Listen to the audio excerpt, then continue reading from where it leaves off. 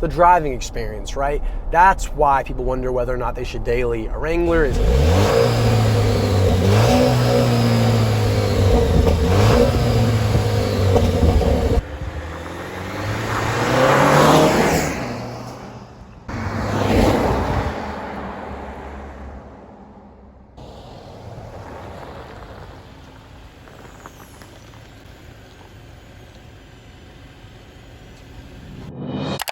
Today, I'm behind the wheel of a 2021 Jeep Wrangler Unlimited Willys edition. This is a JL Wrangler, and I'm super excited to finally be reviewing a Wrangler here on my channel. As you can see, this particular model is equipped with the standard soft top with the Sunrider. You can fling back,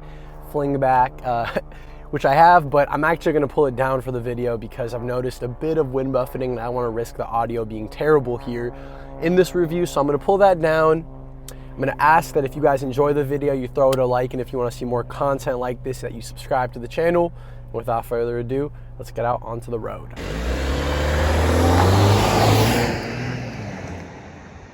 All right, so we're setting off here in the JLU, the Unlimited, the four-door Wrangler. And we're gonna primarily discuss two things in this video.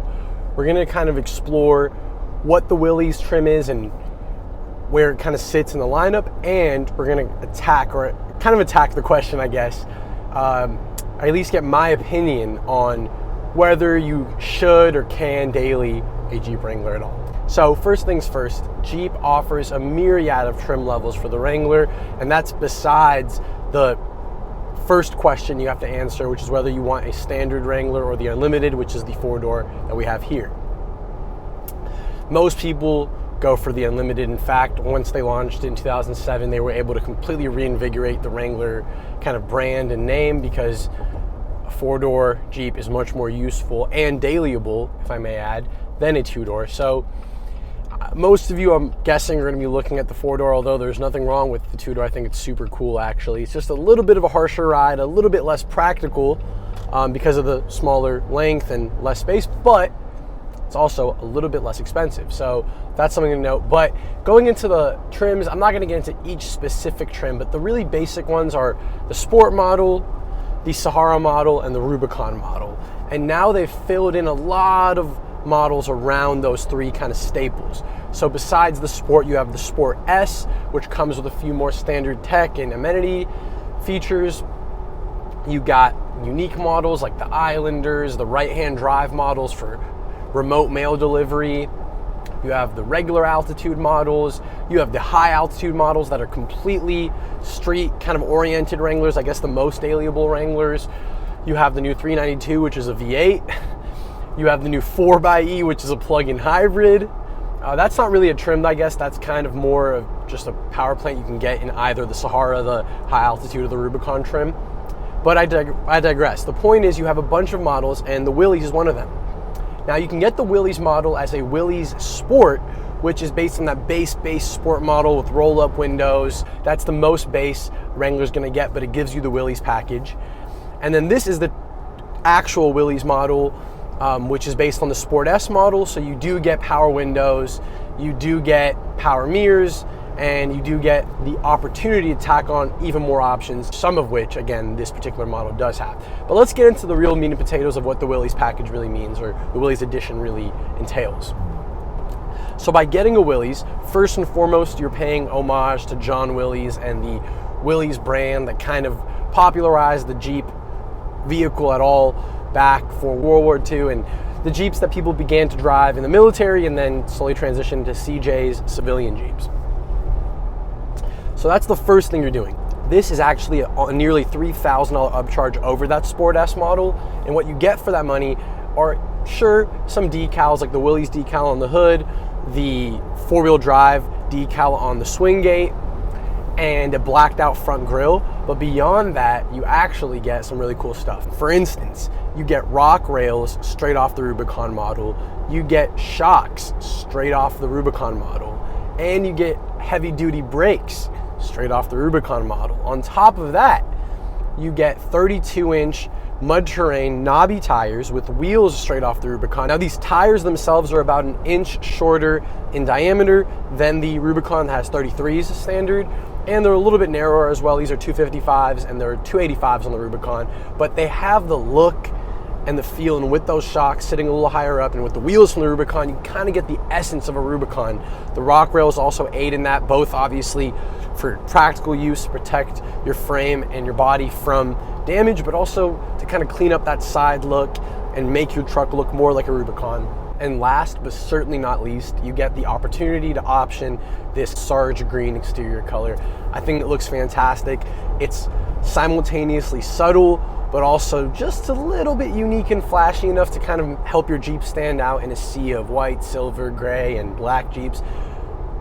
Nothing wrong with any of those colors, by the way. I actually really like gray Jeeps. That light sting gray color I think is fantastic, as well as that silver color, the name of which is currently escaping me. But the point is, you get the opportunity to kind of further customize and make your Jeep a little more unique. The black grill with the green paint, it looks really, really cool. Of course, you can get the Willys edition in a bunch of other colors as well. And I believe this Willys model also has a limited slip differential or anti-slip differential that's a little bit, just a notch above the base sport model differential. But obviously, despite having the shocks and the wheels and the rock rails off the Rubicon model, this is not a Rubicon, and you don't get the heavy-duty Dana 44 axles, nor do you get lockers in the front or the rear, and you certainly don't get a electronically disconnecting front sway bar. So while this is still a Jeep Wrangler and it's still tremendously capable, I can see more of a case being made for the likes of a Willys as a daily driver. You get some of that some of that cool look of the Rubicon. You're able to save some money, and if you're not planning on doing any intense trails, you don't really need lockers and stuff. This is plenty capable with the transfer case once you throw it into 4 low for sure, even 4 high can do a lot. And on top of that, something else to keep in mind is that this is still a proper body on frame truck, and while the JLs have tremendously improved the daily drivability of the Wrangler, they're still Jeeps at their core, and they're still super capable even without being Rubicon models. Now, we'll get more and more into the daily drivability once again, which is that ultimate question I want to answer as I'm driving on city streets and going closer and closer into the heart of a city from out of these canyons. But I want to attack 2 more really important parts of any Jeep Wrangler JL, and one is engine, the other is price. Now, starting with the engine, this particular Wrangler has the 2-liter turbocharged 4-cylinder engine, which produces 270 horsepower and 295 pound-feet of torque. Now, there's 2 things to mention. One is this engine comes standard or only with the 8-speed automatic transmission, where the Pentastar V6 motor, the 3.6-liter naturally aspirated V6, that can come with a 6-speed manual transmission. And on top of that, the big differentiator between these 2 engines isn't really price, and it's not even really fuel efficiency, although this is probably a hair more fuel efficient. It's torque. It's that this has just a touch less horsepower, I believe 15 less horsepower, but it has 35 more pound-feet of torque, and that torque comes in a little earlier. So this is a bit of a peppier Wrangler. Now, I would show you guys, but I just so happen to be passing a highway patrol right now. No joke. Great timing on my part. But once we get a little bit away from him, I'll demonstrate the pickup of this. Actually, I'll just splice a little shot in right here. Ooh, foot all the way down, uphill. There's 60. Ugh.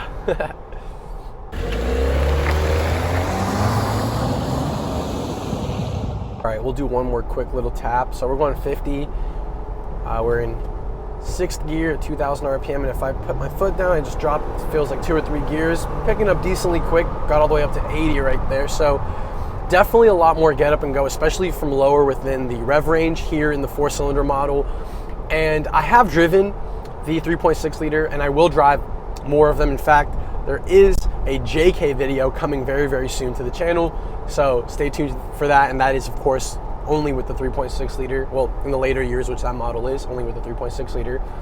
But yeah, this feels a little more peppy. I like that. And that does, of course, bring me to price. Now, while this particular Willys model does start just under $40,000 before destination, as equipped here, it's just shy of $45,000.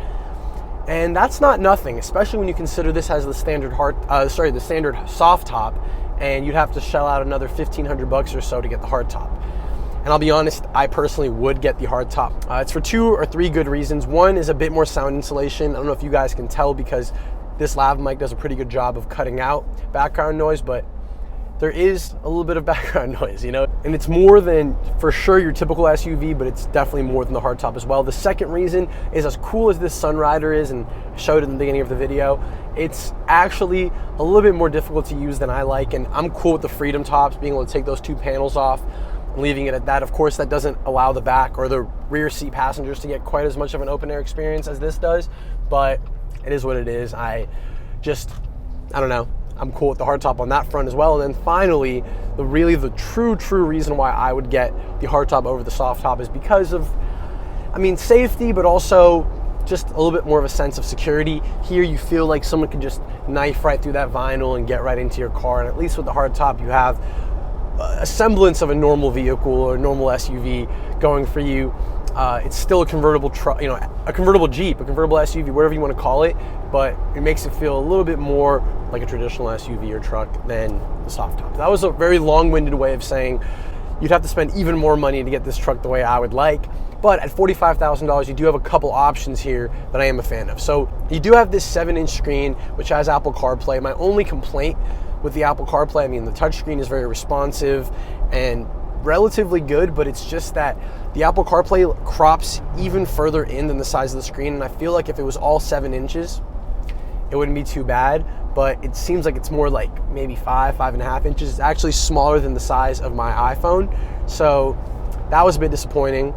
On top of that, you don't have any of the off-road pages or any of the stuff I've seen with the 8.4-inch top of the line Uconnect. But despite some of those cons, the speakers are still pretty solid here on the base system. And wow, that Ram sounded great. Shout out to FCA. And the rear view camera has one of the best, if not the best, resolutions I have ever seen. So hats off to FCA on that front, or Stellantis on that front, because this is, it's not the biggest truck, but it's not always the easiest to see out of, especially if you throw a 35 or 37-inch spare tire in the back. Here with a 32, it's pretty easy to see out of, but you start quickly creeping into that rear window when you get a bigger tire on that tire carrier. So having a great camera is great, literally, but also it's an awesome mod-friendly kind of feature of this truck, because as you maybe build the truck up, you will appreciate it even more. So we've discussed price, where this is not completely inexpensive, and actually it's important to note right now that a completely bone stock, completely base Rubicon model with a 6-speed manual, that is, would actually cost just about the same as this.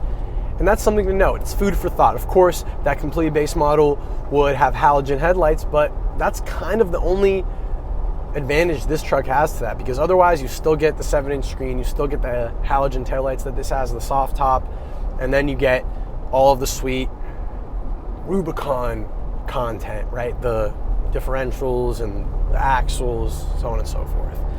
The fenders, all that. So even the bigger tires. So it's something to think about if you're okay with driving a manual and don't need the nicer headlights. But this does have, in fact, those LED headlights, and they look really fantastic. And their light performance at night is brilliant. But back to this Willys model, and now to attack the question of daily drivability, give you guys my opinion on, can you daily a JL Wrangler? Well, we're gonna attack it in 2 different ways. The first one is practicality. And in that sense, you can absolutely daily a Wrangler, in my opinion, because you have a decent amount of space, the same as any mid-size SUV, similar to a Q5, even up to maybe the size of an X5. You have decent rear seat legroom. It's not the best in class, but it's manageable. I'm about 6'2" and sitting pretty comfortably here in the front. I can still fit behind myself without being uncomfortable. I would have a harder time imagining 3 of me across in the back, but I can see 4 of me fitting in this truck really easily.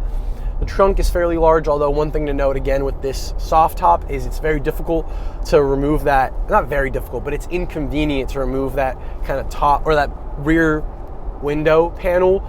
So you have a smaller opening into that cargo space, whereas with the hardtop, you can just pop that window up kind of, and you have a large opening. So one thing to note there, but otherwise, fairly large trunk, a little hidden storage underneath, and you even have, you guys all know this by this point, but you have the little tray there to put all the bolts for either the doors or the windshield or the roof.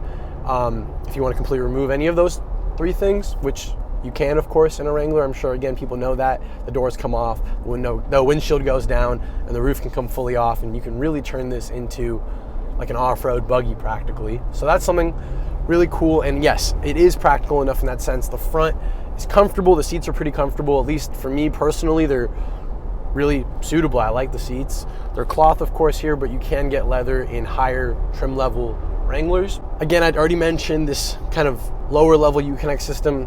It's fine, it works, it has Apple CarPlay, which is all I need. The audio system is fine. You have a good amount of storage here, which brings me to, drum roll please, and after this I promise to officially answer the question, but the tall boy test, so check it out.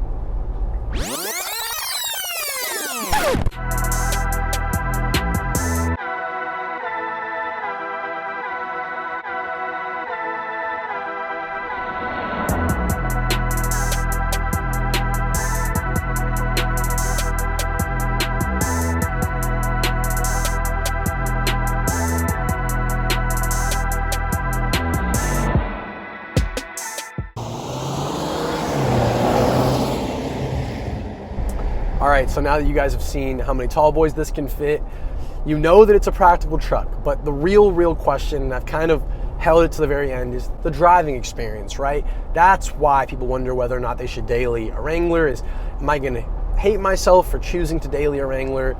And the answer is a no. First of all, it's a bit subjective, and what you can tolerate as a driver in a vehicle is unique. And also the conditions in which you drive and what you need a vehicle for purpose-wise is unique. But I will say that here in Los Angeles, as I'm slowly getting towards the 101 freeway, we're gonna end the video on the freeway, but as we're getting towards it, they've really improved the JL a lot. I told you guys I'm gonna release a JK video so you can eventually see my opinions on the JK, and I have actually had a fair amount of experience with the JK. They've really ironed out a lot of the kinks, and the JL feels much closer to a traditional SUV than any Wrangler before ever has. I've heard that that 392 model is even one notch above, not only for having almost 500 horsepower and 500 pound-feet of torque, but also because that SRT team has gone in and kind of tweaked things, stiffened the chassis, made the truck even better on road while retaining its capability off-road. But this is drivable. The steering has a bit of vagueness right on center, but the truck can handle itself even on a twistier road at decent speeds. And again, that 4-cylinder I believe helps. Also having these Rubicon shocks I'm sure helps. But here we're about to get onto the freeway, so we'll do a quick acceleration test to show you that the Wrangler does have a good amount of pickup and go. We're actually going to do this in manual mode as well, and I really like that the shifter has the upshift and downshift the correct way. Down is forward and up is back. So here we go. Setting off, we're in first. Oh, it bogged a lot. I had to learn to short shift a little bit, but now we're setting off strong. And we're cruising at 80. So I messed up there. I bogged out a lot by not shifting at about 55 and letting it hit the rev limiter at 6,000. Aside from that, you know, it's not a sports car, but aside from that, it picks up quick. We're cruising at about 75 now on the freeway. The one thing you guys can notice is I'm speaking pretty loud because there is, of course, a lot of noise and vibrations, and this isn't a serene and peaceful experience in the way that, again, you might expect from these days, even the likes of, say, Honda CR-V. And the soft top isn't helping in any way when it comes to that. But we're on the freeway, we're cruising at 75, we're doing our thing. The car is at 2,000, in fact, we can go to 8th. It's under 2,000 RPM cruising, completely solid. Fuel economy here, and I'm pleased driving this on the freeway. It's not a sports car. It's gonna have trouble going past about, in my opinion, 85, maybe 90 max, and that's with these 32-inch tires. The second you throw on 35s, 37s, you're gonna only take away from your drivability in the sense of speed, top end, braking as well. But having these heavy-duty brakes here, I'm just really pleased with the Willys model, and I think, again, it's that really nice daily drivable middle ground. You get the look of the Rubicon, kind of. You get a bit of the heritage and homage of the Willys brand and what a Jeep is all about, and nonetheless, you can drive it around town if you're willing to put up with a few of those quirks. And when something inevitably goes wrong, something breaks, you're fed up with a characteristic of living with a Jeep, dailying a Jeep, say it with me. It's a Jeep thing. Do yourself a favor, drop the top, recline your seat, and chill out. And you get that solid door when you slam it shut. It sounds fantastic. You feel like you're in a real body on frame truck because you are in a real body on frame truck, and you have the oh handle, which is the perfect way to end this video. So, thank you.